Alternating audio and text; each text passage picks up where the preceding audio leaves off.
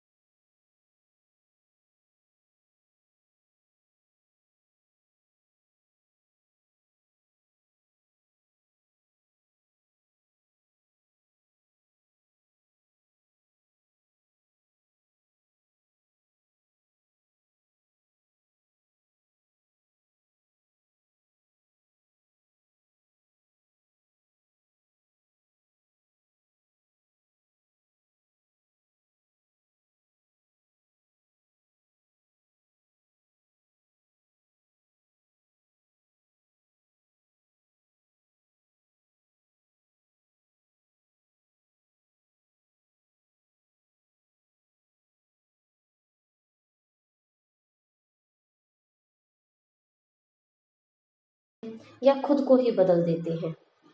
अगर जिंदगी में हमें आगे बढ़ना है तो अपने डर को पीछे छोड़कर आगे बढ़ना होगा। जब तक आपका सामना आपकी सबसे बड़ी कमजोरी से नहीं हो जाता, तब तक आपको आपकी सबसे बड़ी ताकत के बारे में पता नहीं चलता। इसीलिए कहा गया है, कामयाब लोग अपने फैसले से दुनिया को और दुनिया के लोगों को बदल देते हैं, और नाकामयाब लोग दुनिया के डर से खुद को और खुद के फैसलों को बदल देते हैं।